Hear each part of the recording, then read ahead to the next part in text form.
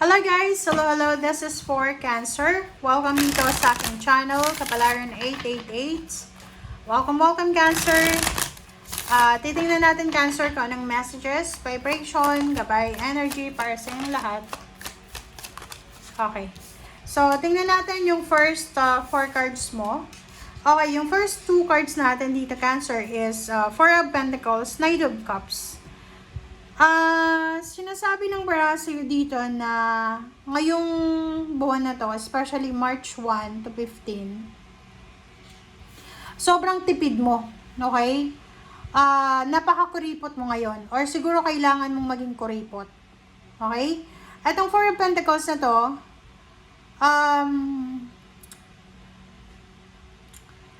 sobra-sobra yung ano mo sobra-sobra yung pagtitiis mo. Like for example, kailangan mong itago kahit na 1 peso or kung ano man na currency ang meron ka. And Knight of Cups, sinasabi ng bara sa'yo na meron kang pinagpipray or meron kang iniisip na isang tao, is either water sign, Pisces, Scorpion, Cancer, or maybe earth signs, Virgo, Capricorn, and Taurus, na sana bigyan ka ng regalo or tulungan ka sa kung ano man na financial problems mo. Ang nakikita ko sa'yo dito, meron dito na Cancer na sobra-sobra kang namumroblema sa pera. Sobra yung ano mo pag-iisip, you're thinking kung ano yung magiging tawag dito, yung magiging solution mo sa mga pinagdadaanan mo. Ang daming mga hang-ups, okay? May mga obstacles ka na financially na pinagdadaanan ngayon. So, pwedeng yung trabaho mo hindi masyadong stable, yung negosyo mo ay hindi masyadong stable, ang daming gastos, puro lang palabas yung pera, walang pumapasok. And you're aiming, you're wishing na sana may tumulong sa'yo. Alright, so let's check. Okay. Next card natin is Four of Cups and Six of Pentacles. Ganun din. Yung dalawang barahang to, pareho din naman siya ng dalawang nauna. Kasi itong Four of Cups, you're waiting Pagod ka na.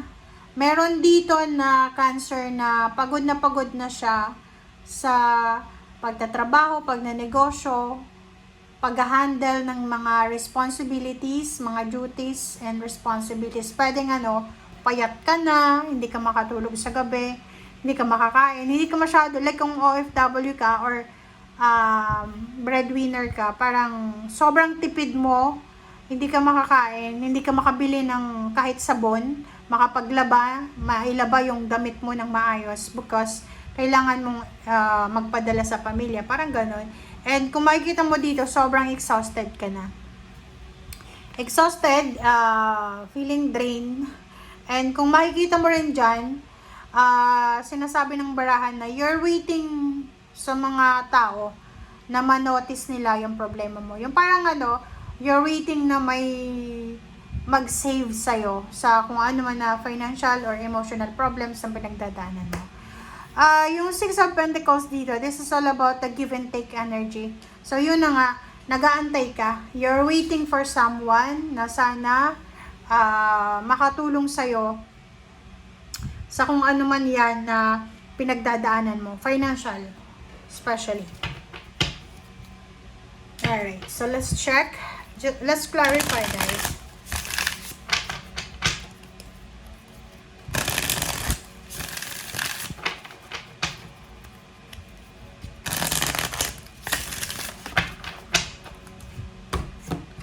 Alright.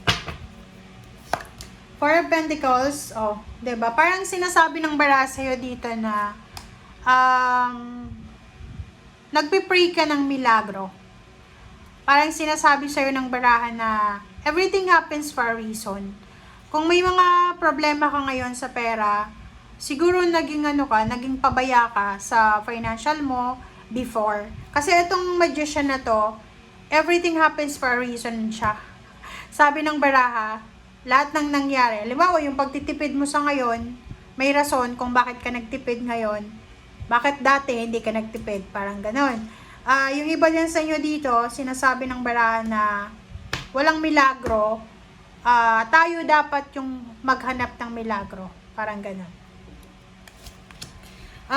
Nine of Cups, diba? Parang nakikita ko sa'yo dito na talagang you are waiting for someone na matulungan ka para matupad mo yung mga pangarap mo sa buhay mo. Nakikita ko sa'yo dito na nag-aantay ka ng milagro para matupad yung mga pangarap mo. Relationship to. Ang nakikita ko sa'yo dito, pera talaga to eh. Nakikita ko sa'yo dito na siguro breadwinner ka, you're married, or may ka-live-in ka. Pero parang ang pakiramdam natin dito is hindi ka, mag-isa ka lang na kumakayod, mag-isa kang nagtatrabaho, ikaw lang yung nag-handle ng expenses. So, kaya napapagod ka dito eh. Pagod ka na kasi may asawa ka naman, may pamilya ka naman, pero ikaw lang yung naghahanap buhay. Eight of Pentacles and Six of Pentacles, sinasabi ng baraha sa'yo dito na kailangan mo daw na maghanap ng extra income. Like, halimbawa may trabaho ka na ngayon, kailangan mo daw na extra income para matustusan mo kung ano man ang pangangailangan ng partner mo or para maibigay mo yung gusto niya. Hindi ko alam ano bang klaseng tao siya kasi kung makikita mo dito, nakikita niya na nahihirapan ka, instead na supportahan ka niya, medyo narcissistic tong babaeng to or lalaki, kung sino man, kung lalaki ka or babae. Kasi nakikita niya na pagod ka, pero baliwala yon. Importante sa kanya is kailangan mong maghanap ng trabaho. Parang sinasabi ng baraha dito, kahit may sakit ka, may lagnat ka, kahit gutom ka, kailangan mong maghanap ng trabaho. Kasi yung taong ito, hindi niya kailangan ng asawa or karelasyon. Ang kailangan niya is pera. Wow! Okay.